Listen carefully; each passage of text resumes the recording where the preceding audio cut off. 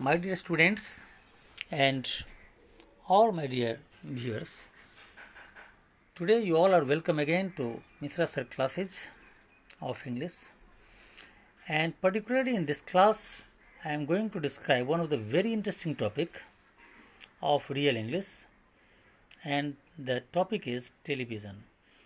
Basically it is the second chapter of the book, and the title is Television as God. This poem, Television as God, has been written by Tizan M. Salah. So far as this poet is concerned, he is basically an economist and he worked at the World Bank. He published writings including so many poetries, so many short stories, and several essays he has written. So in the field of literature, his contribution cannot be ignored. By many critics, he is described as one of the most important African writers of the new generation. The present poem, Television as God, is just a sarcasm, is an attack of the attitude of the people, that how much a people is engrossed, is lost in the television, how he is away, how he is going away from his family, how he is going away from the society, how the children are spoiling their lives, how it affects their education. So each and every person who is in our society is affected by television. This particular poem is written in the context of America. However, it can be implemented for the whole world. But presently we are concerned about America. So now we are coming to the poem. What does it say? Television has been considered as God. God means the supreme power.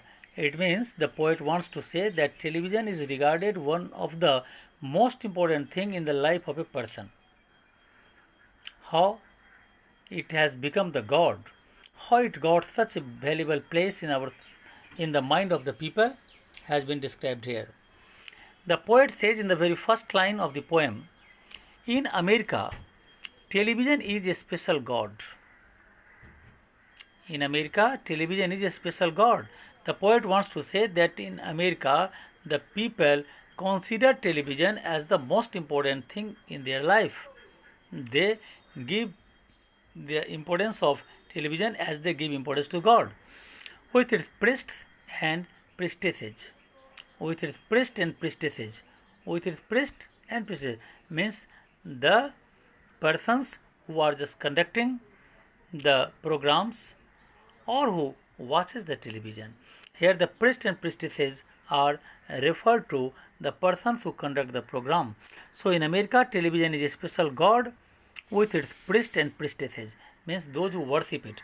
Who are the worshippers of television? One who watches the television is called the priests and priestesses. No one has time for conversation. The television has made our life different.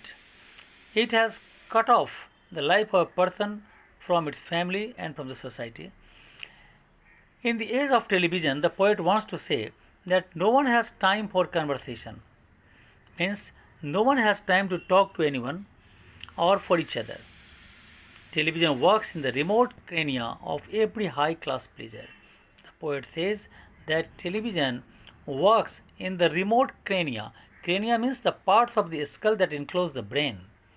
So the programs of the television are enclosed in the mind of the people, mind of the viewers, mind of the persons who watches it, in the remote crania of every high class pleasure, and it is regarded as the very good quality of entertainment. So in the first stanza we have seen that in America the place of television is as important as the place of God, and so many priests and priestesses are there. No one has time for the conversation because they are already engrossed, they are involved in watching the programs of television. Television works in the remote crania of every high-class pleasure.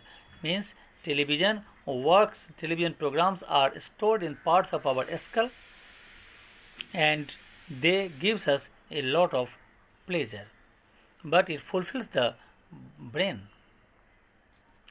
In the second stanza of the poem, the poet says, "And the daisies by my apartment window, just beside my apartment window, there are so many daisies." Daisies means the flowers. So many daisy flowers are there. They are tall, they are yellow. They are tall and they are yellow, just like the fingers of the sun. Just like the rays of the sun, as the sun rays come straight from the sun to the earth, similarly, these flowers are also tall and yellow as the fingers. So why are they so sad from neglect? But nobody has time to nourish the plants of daisies. Nobody cares it. Nobody watches the beautifulness of these flowers. Nobody gives water in these flowers. That's why they are feeling, means these daisies are flying, these feelings neglected. They perhaps lost the competition. Here the poet says, the competition is between the nature and the artificiality. The nature is referred to the tall and yellow fingers, tall and yellow daisies, and here artificiality is the television. And in the competition of nature versus artificiality, nature has lost, means the daisies have lost. They perhaps lost. They is referred to tall and yellow daisies. They have lost the competition with the.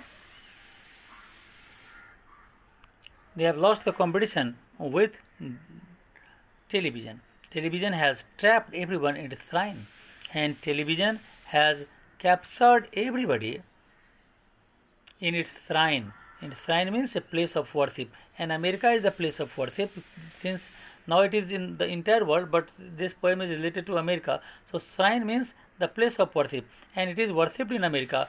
That's why the poet says that television has trapped everyone in America. Now we are coming to the third stanza.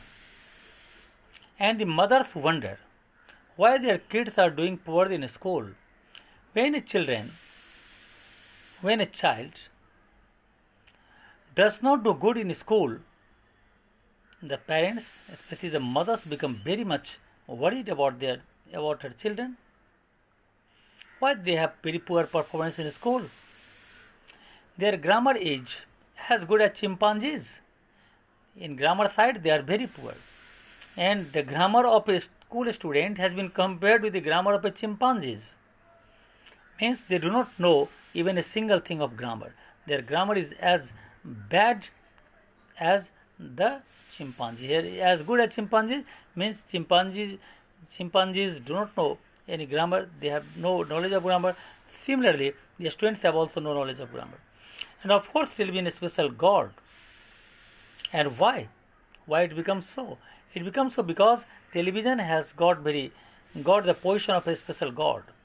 Television has been given the position of a special God, and the gods have their sacred abode. And these gods, these televisions, have their sacred abode. Sacred means the religious, and abode means the place. These gods are in their religious places. And what is the religious place? In the hearts of their humble servants. In whose hearts? Hearts of their humble servants. In the servant. Who are the servants? Means those who watches the programs. So, in the hearts of their humble servants. In the heart of their humble servants, the place of television is as important as the place of God. And television is a God that speaks and smiles and acts, and emotions are fortified. Here the poet says that in the hearts of television is a God. Poet has considered television as a God that speaks, that smiles, and that acts. And emotions are fortified. Fortified means stronger. And this emotion just made a strong and stronger impact on the mind of the people.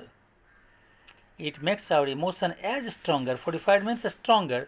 So emotions are becoming so stronger as a starch to ironed cloth. As we put a starch in ironed cloth,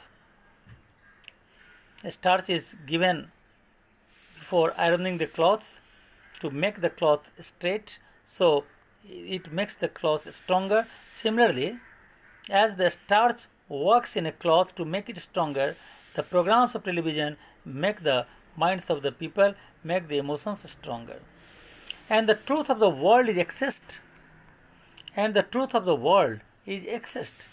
And the truth of the entire world means the reality of the entire world is obtained through the superficial words.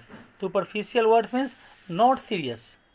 Superficial words means the activities or the act or any incident or accident or whatever may be.